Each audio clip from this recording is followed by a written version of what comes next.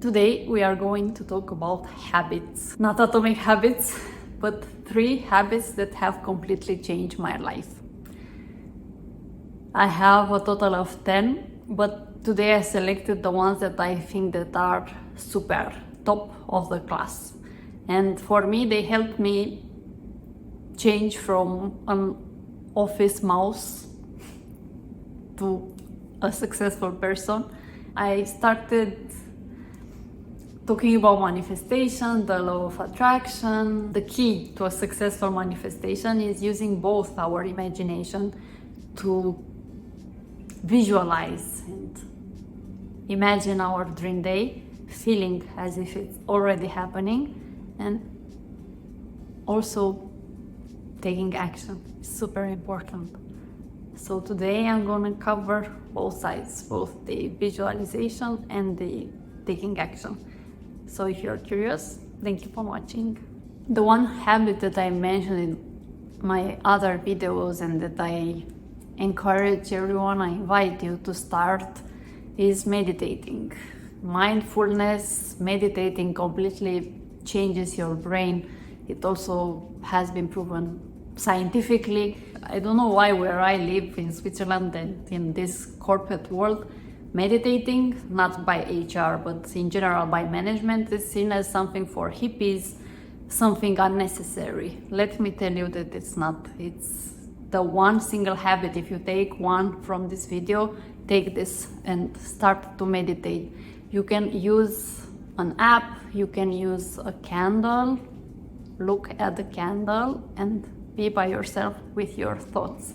And the purpose here is to develop this skill in a way that we can be present in the moment throughout our day. So after that, you won't need to take 10 minutes of your time just to sit by yourself. You can meditate by walking, by washing the dishes. The entire purpose is to develop something called metacognition, which means to stop identifying with our thoughts and to recognize them, observe them from a neutral perspective. My favorite app, not sponsored, I have tried several. My favorite app is Waking Up. It has taken the religious part out of this mindfulness practice and it has massively changed my life. My favorite way of meditating. Maybe I will create a meditation later on. And I invite you to take this short practice with me, is to close my eyes and touch my heart and feel your heart. Who is the one beating your heart? Is it your mind beating your heart?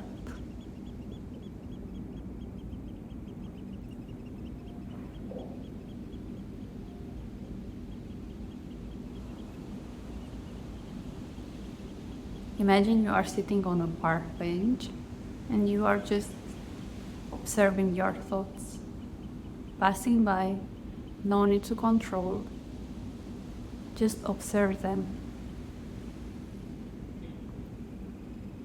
Any thought that, oops, it's okay, let it come in and let it pass by. Don't try to control, just observe them.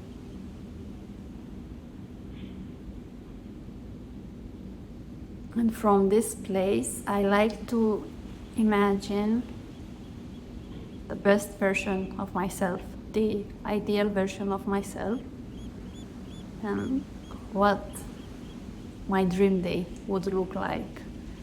Start slow, it can start with the sunrise, with the rays of sunshine coming through your window, waking up by your partner and your pet, then having breakfast, having a delicious cappuccino, and then going for a run.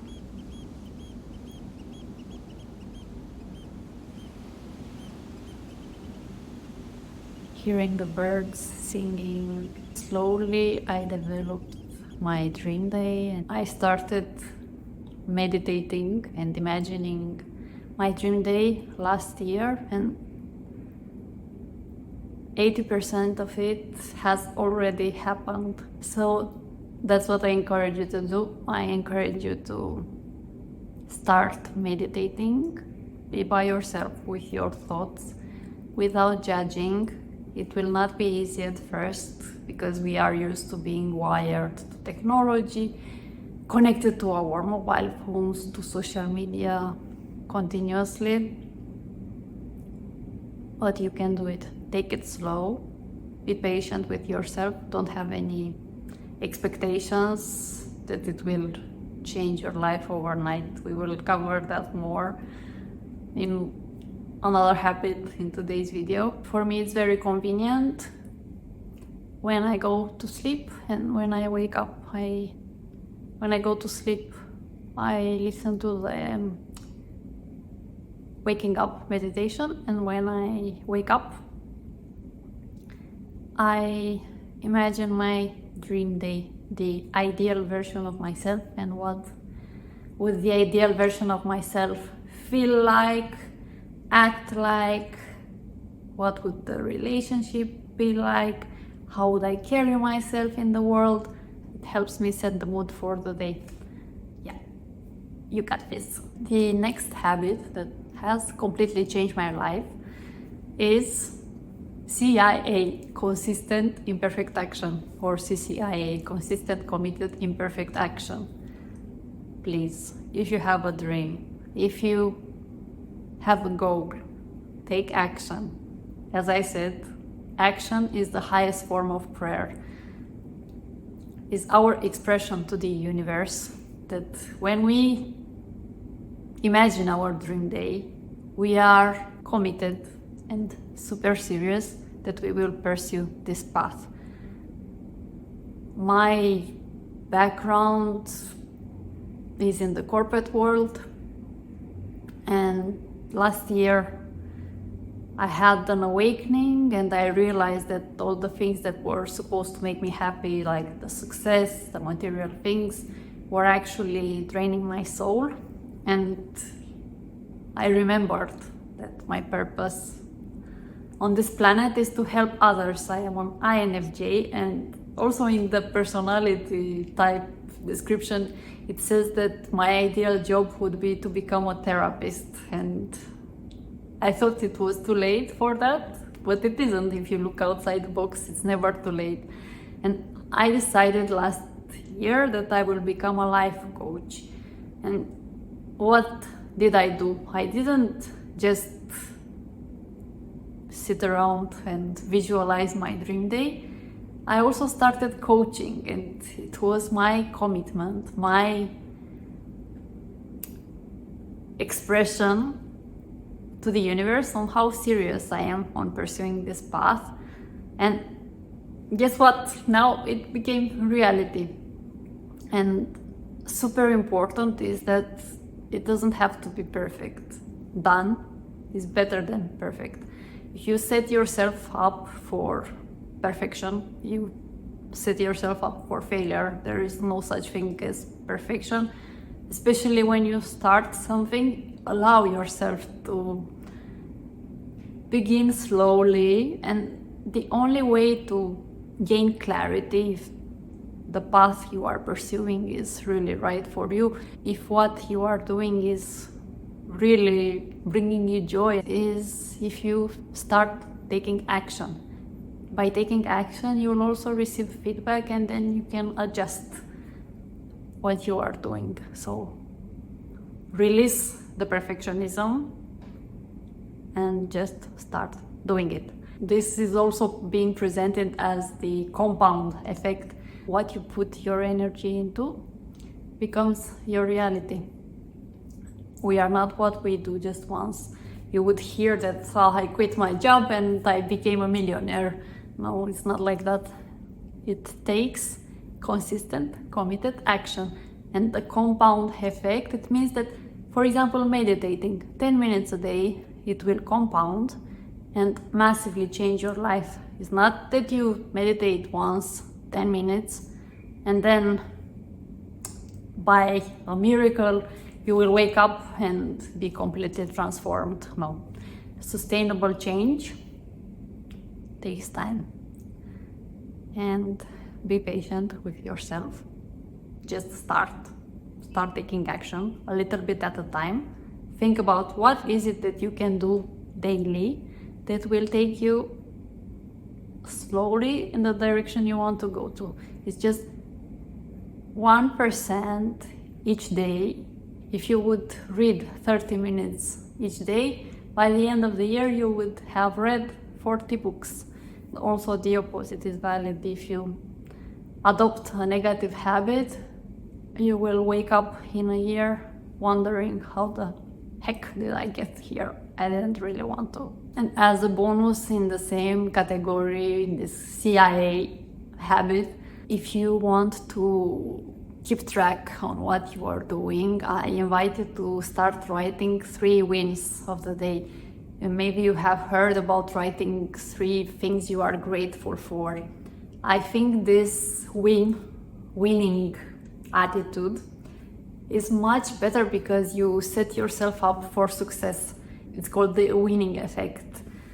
If you have noticed, playing football, if a team scores, then there is a high likelihood they will score over and over, even though their level of energy is the same. It's just the fact that they got that boost of winning, the winning effect. And it's all subjective. You can consider a win no matter what. So my habit is to write 3 wins at the end of each day. And it doesn't have to be big. It can be either that I meditated, I went for a run, and I recorded a video, or I washed my hair, I created a newsletter, and I finished a book, or I connected with a new person. There are no small or big wins. Write them down. I write them in my notes in my phone, and it is such a mood booster. Try it out, and it also keeps me on the right track during the day when I want to do something but not really because I want to be lazy. I remember that I have this winner mindset, and it actually motivates me to get the thing done. So try it out. At the end of the day, write 3 wins. And the third habit that has completely changed my life is letting go. The non-attachment. I actually don't like this term letting go. It's so relative. How am I supposed to let go of everything, not care about it, but then still care enough that I actually pursue it? It sounds a little bit strange. And in this letting go category, I will have 3 aspects. 1, let go of feelings. What I mean by letting go, it should be actually acceptance. If I am feeling angry, allow myself to feel that anger, accepting it. Where am I feeling it in my body? So I am feeling anger in my abdomen. And try to identify how big it is. Is it like an apple, the color? Allow it to be there. Accept it. Can you feel it? It has been proven scientifically that on average, every emotion takes around 90 seconds to play its course. And this is important because the body keeps score. I was not aware until recently. Now I am a somatic breathwork practitioner. What we resist persists, and our organs cry the tears that we have not allowed ourselves to cry. So this is important, to accept the feelings we are feeling and to actually feel them and let them play their course. Allow the feeling to be there and you will see it dissolve. If you still feel it, you can imagine yourself blowing up that feeling. Let it go. And then you can replace it with something else if you feel the calling to do so. replace it with love, replace it with joy. Instead of letting go of feelings, we could call it let it in and let it through. Whatever comes up, it's coming up to move through you. It's also important to let go of feelings for someone from the past, or let go of that person in particular. If we keep grudge or keep some negative feelings for someone else, is as if we are drinking poison and expecting the other person to hurt. Probably you heard this quote. So what I invite you here to do, you can write them a letter where you let them go, you set them free. I did that with my father. I had some unprocessed emotions there, and I was holding some negative feelings, and I wrote him a letter. I invite you to do the same. If you have a parent, if you have someone, an ex-lover that you have been holding on to, I invite you to write them a letter. Don't worry, you don't send it to them. It's not about them, it's about you letting them go, releasing all the feelings. And writing the letter happens in 3 stages. One is catharsis. So you bring yourself in the state, in the moment when that person hurt you most. For me, my father used to be an alcoholic and he was violent towards my mom.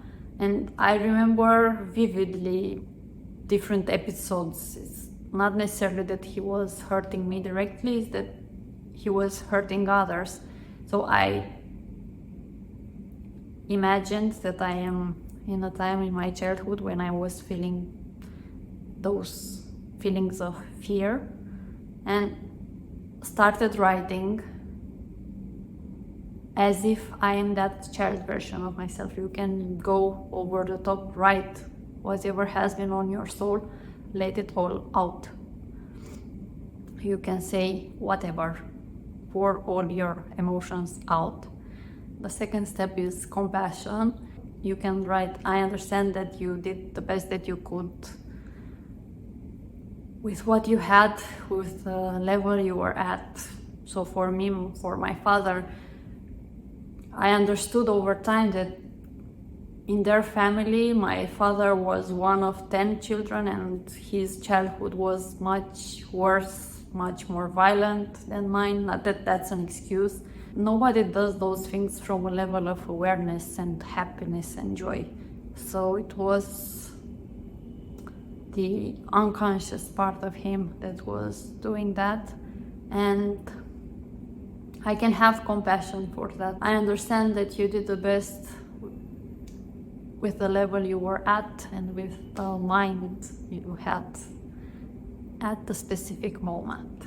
And the third step is forgiveness and letting go. Here you would write something like, because I understand that you did the best that you could, I choose to forgive you and to set you free. I forgive you for myself, not for you. I don't want to hold on to sadness, anger any longer, and I choose to set you free and let go of all these feelings. To wrap everything up, please find a safe place, somewhere outside. Bring yourself to the moment when you are feeling all those emotions. You can read the letter if you would like to, as if you are reading it to that person, and then burn it, and then you will feel so relieved. Freedom. Let them go. Let those negative feelings go. In this letting go category, we also have letting go of stories that no longer serve us. I used to have for myself a story that I am shy and I would never speak up in meetings, I would never express my opinion, and everyone around me believed that I am shy, and it became a self-fulfilling prophecy. And I adopted this story because I didn't have a choice. When I was growing up, I was taught to do so. Being from Romania, a former communist country, also the culture was this way. The communism fell when I was 3 years old, but my parents still had the same mentality. It takes a while until the culture changes. At least in my family it was this way. So that story served me for a while. I was able to blend in society, but now I can release it. Now I am an adult. It no longer serves me, and I flipped it. Instead of shy, I am bold, I am authentic, and I express myself. And also let go of the outcome. Let go of expectations.